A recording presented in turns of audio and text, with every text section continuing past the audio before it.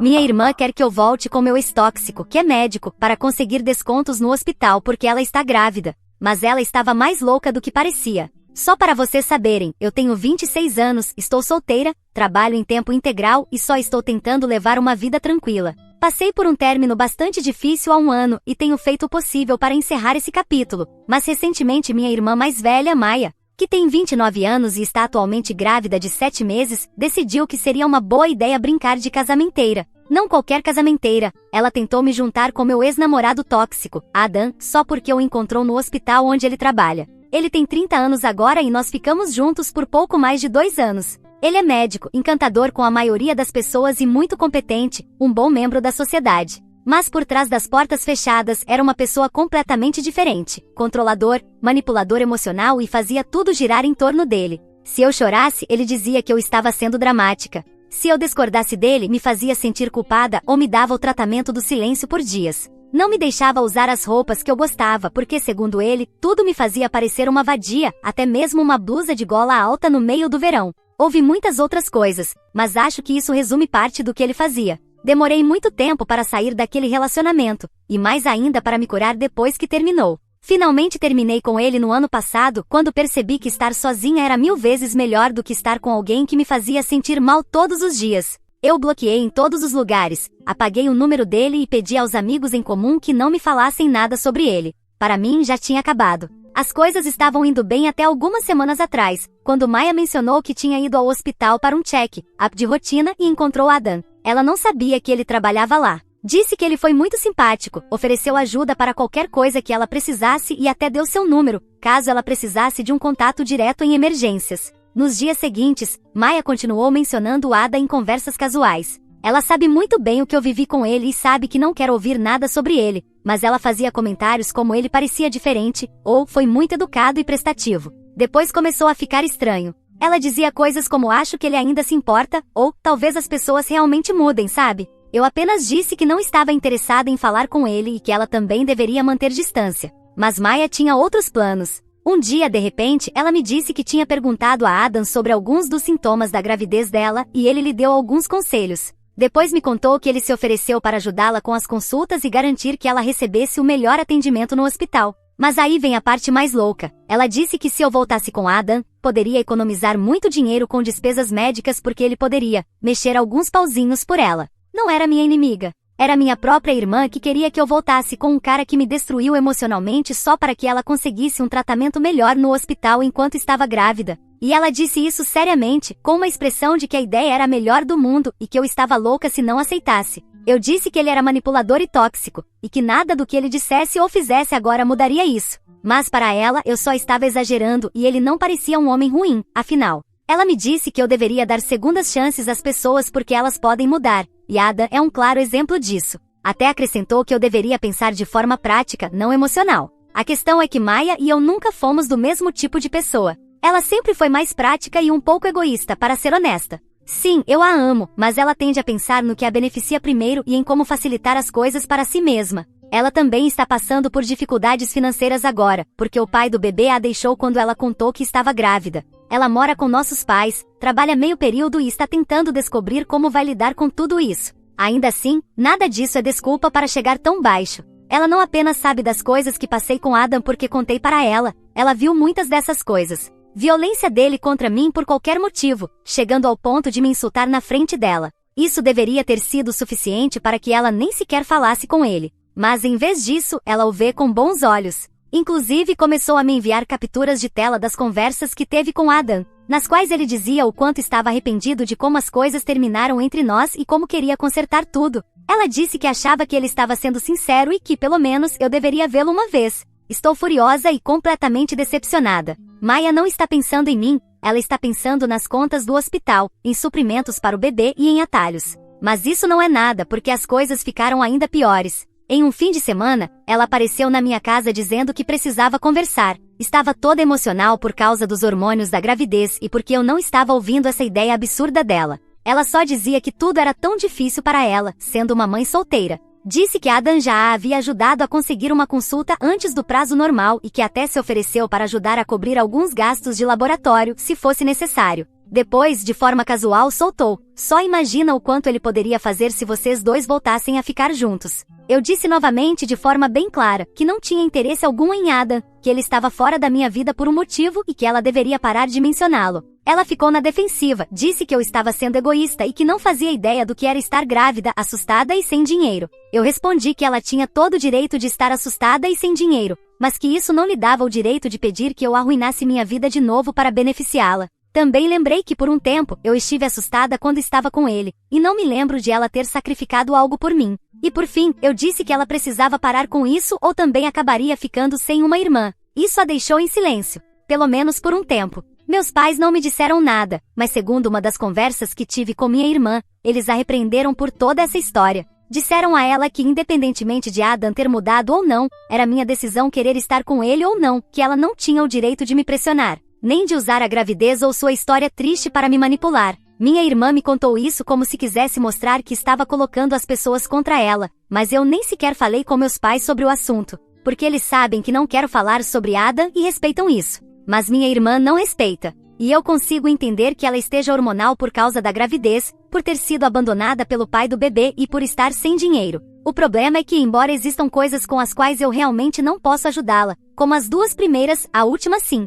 Se ao menos ela tivesse me pedido em vez de fazer isso tudo. E eu disse isso a ela. Mas ela insiste que quer ser independente e não depender de nós. Embora eu não ache muito independente conseguir coisas de graça enquanto tenta fazer de cupido entre sua irmã e seu médico. Para dificultar ainda mais as coisas, alguns dias atrás ela veio me convidar para o chá de bebê que está organizando na casa dos nossos pais. O problema é que ela ainda não largou a ideia de Adam e me disse que planeja convidá-lo, e que essa seria uma oportunidade para nós dois. Eu disse que ela estava maluca e que eu não iria. Apenas agradeci por me avisar com antecedência, porque assim economizei de ter que comprar um presente. Ela ficou irritada porque estava contando com esse presente. Ela havia me pedido algo que precisava para quando o bebê nascesse e eu tinha aceitado comprar, mas agora não vejo mais sentido, e isso a incomodou. Mas eu não me importo. Minha paciência com Maya acabou, e a culpa é toda dela. Ela teve muitas oportunidades de deixar esse assunto de lado e se concentrar em outras coisas. Naquele dia eu poderia tê-la expulsado da minha casa, mas só tive piedade porque ela está grávida.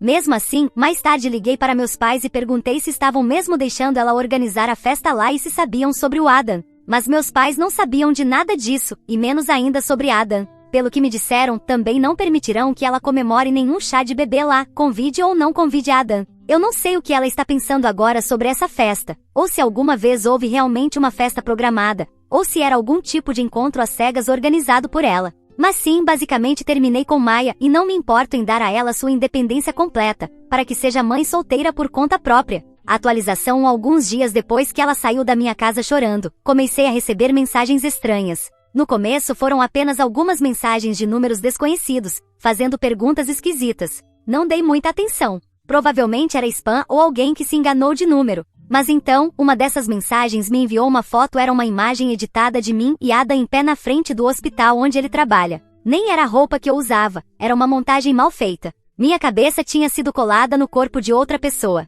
A iluminação não batia. A legenda embaixo da imagem dizia: "Que bom ver vocês felizes de novo." Não demorei muito para perceber quem tinha feito isso. Fui direto ao perfil da Maya nas redes sociais e lá estava, um story no Instagram de apenas alguns segundos com a mesma foto falsa e uma legenda que dizia algo como: "Que bom é quando duas pessoas voltam a seguir o mesmo caminho." Não sei o que ela estava tentando fazer com isso. Queria que se mais pessoas dissessem o quão lindo casal éramos, eu voltasse com ele? Liguei imediatamente para minha melhor amiga, tentando não perder a cabeça. Ela me disse para tirar capturas de tela de tudo e guardar, e foi o que fiz. Inclusive imprimi algumas coisas, caso a Maya decidisse apagar tudo e fingir que era inocente. Mais tarde naquela mesma noite, recebi uma mensagem de uma amiga da escola da Maya com quem eu não falava há um tempo. Ela me disse que a Maya tinha contado para ela e para outras pessoas que eu finalmente tinha superado tudo e tinha dado outra chance ao Adam, e que agora todos nós éramos uma grande família feliz. Disse até que a Maya iria morar comigo por um tempo para ajudar com o bebê depois que ele nascesse.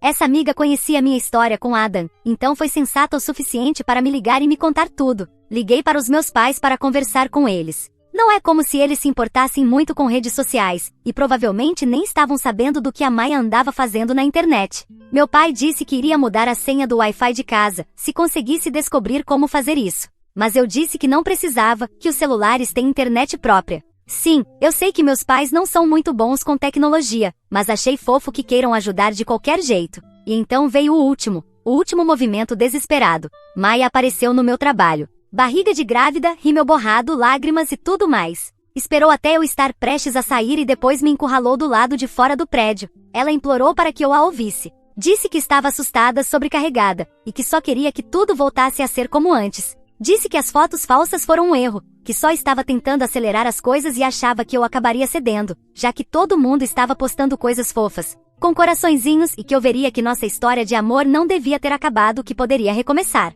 Eu nem me dei o trabalho de explicar tudo de novo. Apenas disse a ela que a bloquearia em tudo, e que se ela voltasse a fazer algo do tipo, eu consideraria tomar medidas legais. Passarei de ajudá-la com a gravidez para processá-la se for necessário. A obsessão dela em me arrastar de volta para aquele capítulo sombrio da minha vida já passou de qualquer limite de perdão. Não é apenas uma falta de respeito, é perigoso. Já não me importa que ela seja uma mãe solteira. Estou exausta das suas besteiras. E se a idiota não entendeu nas 50 vezes que eu já disse, talvez um processo legal explique melhor. Depois disso, revisei todos os meus aplicativos e a bloqueei em tudo. Mudei minhas configurações de privacidade. Estou esgotada. Sempre acreditei em segundas chances, é menos como eu sempre acreditei porque assim como eu, as pessoas podem errar. Não sei, mas minha irmã já errou tantas vezes que fica impossível pensar que foi um erro inocente. Isso eu não posso perdoar. O que mais me incomoda é que meu ex esteja me roubando até minha irmã.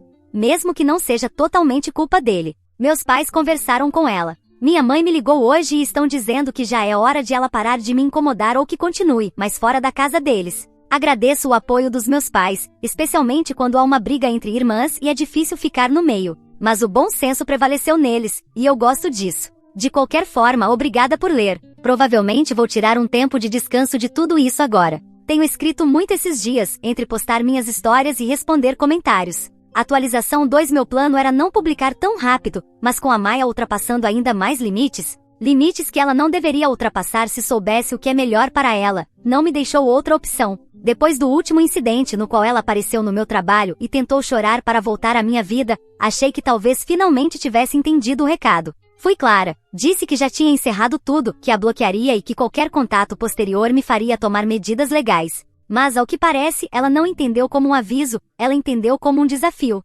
Talvez tenha se perguntado se eu estava falando sério com a ameaça e quis testar. Agora ela vai ter a resposta. Tudo começou de novo com coisas pequenas, estranhas e sutis. Recebi uma ligação de uma creche do meu bairro. Queriam confirmar algumas informações sobre uma futura matrícula. Quando perguntei do que se tratava, disseram que supostamente eu tinha solicitado colocar meu sobrinho numa lista de espera e me indicado como tutora. Eu não fiz isso. Disse que nem mesmo tem um filho, muito menos um sobrinho sob minha guarda. A mulher ao telefone pareceu constrangida e disse que alguém havia preenchido o formulário online, mas que não podia me dar mais detalhes por questões de privacidade. Eu sabia que tinha sido ela. Depois, alguns dias depois, chegou um pacote no meu apartamento. Sem nome, sem remetente, só uma caixa de papelão com roupas de bebê. Mas o que havia dentro era uma caneca com a frase "A melhor tia do mundo" e uma moldura de foto. A moldura tinha uma foto de banco de imagens, mas atrás havia um bilhete dobrado escrito à mão pela Maia. Dizia algo como: "Você vai precisar disso quando o bebê nascer." O que realmente me levou ao meu limite, no entanto, aconteceu esta manhã. Recebi uma ligação do Departamento de Recursos Humanos. Era uma denúncia formal. Alguém havia contatado a empresa dizendo que eu estava assediando uma mulher grávida vulnerável e ameaçando sua segurança e a do bebê ainda não nascido. Eles não disseram quem apresentou a denúncia, mas não era necessário saber, a grávida maluca estava por trás disso. Não é como se eu tivesse um grupo de grávidas que me odeiam. Só tem uma, e essa já perdeu completamente o juízo. A denúncia incluía mentiras completas, dizendo que eu tinha ido ao apartamento da Maia no meio da noite, gritado em público e até feito ameaças contra o bebê. Nada disso aconteceu, até porque a Maia nem tem seu próprio apartamento, ainda mora com os nossos pais. Felizmente o RH está lidando com isso de forma cuidadosa e privada. Pediram que eu escrevesse uma resposta formal e enviasse qualquer documentação que tivesse. Já comecei a fazer isso. Entreguei capturas de tela, fotos da caixa que ela enviou e até o caso da creche. Odeio ter que passar por tudo isso só para provar que não sou uma psicopata, sendo que é ela quem está completamente fora de si.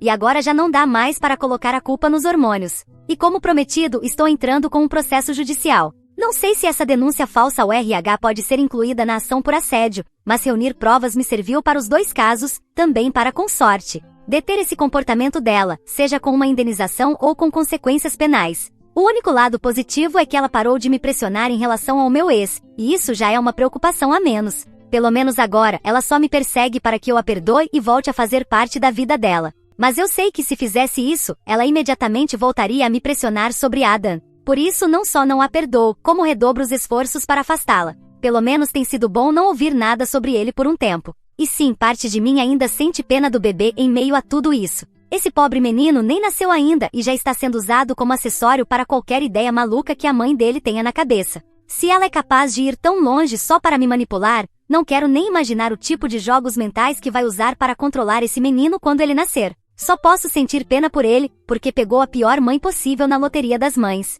É como se ele nem tivesse ganhado um prêmio. É ele quem vai pagar o maior preço, de tão ruim que isso é para ele. Ainda não falei com meus pais nos últimos dias. Eu não os chamei para contar tudo isso e eles também não me ligaram. Mas planejo fazer isso em breve, quando estiver com mais tempo livre. Só queria compartilhar esta atualização porque sei que algumas pessoas me disseram para ficar atenta e documentar tudo. Elas tinham razão. Nunca pensei que ela chegaria tão longe, mas aqui estamos. Obrigada pelos conselhos. Estou fazendo o que posso para me proteger. E continuarei fazendo, não importa o que ela tente depois. Edição. Falei com meu pai depois de publicar e ele me disse que eles também estiveram ocupados, expulsando minha irmã de casa, depois que ela confessou o que fez ao RH. Não precisei contar nada, eles já sabiam de tudo e estavam muito ocupados tirando ela de lá. Além disso, queriam me dar um tempo de paz sem me envolver em mais conversas sobre ela. Atualização 3. Há alguns dias, cheguei em casa do trabalho e encontrei alguém sentada nos degraus do lado de fora do meu prédio. Era tarde, eu estava cansada, não esperava ninguém.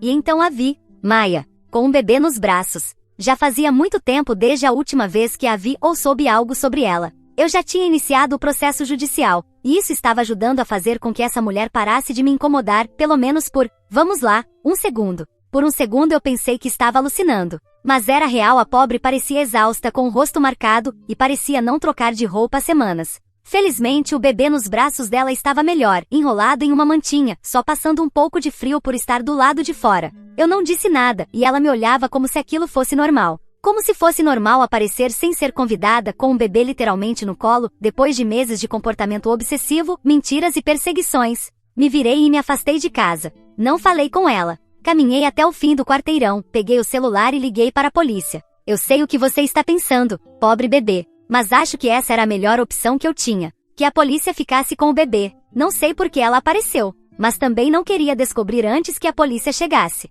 Quando a polícia chegou, foi aí que me aproximei de casa novamente. Maia nem sequer parecia surpresa. Suponho que ela já sabia que era uma possibilidade que sua irmã ligasse para a polícia. Ela continuava repetindo que não sabia para onde mais ir, que eu era a única família que lhe restava, que só precisava de ajuda por alguns dias. Nem sequer perguntou se eu queria conhecer o bebê. Simplesmente presumiu que poderia me entregar a criança como se nada tivesse acontecido. Como se estivesse esperando por esse momento. Como se ainda fossemos irmãs. Contei tudo, tudo mesmo à polícia. Enquanto ela falava com outro policial sobre o caso e alguém cuidava do bebê. Não ouvi a maior parte da conversa, mas em determinado momento a vi chorando, dizendo que eu estava virando as costas para o sangue. Eventualmente chamaram os serviços de proteção à criança, creio eu, e a levaram para algum lugar. Não sei para onde. Não quero saber. Tudo que sei é que ela não está mais na minha casa, não tem mais acesso a mim, e o bebê está seguro. Porque que fique claro, ela não estava bem, não estava estável. Aquele bebê não deveria estar sozinho com ela.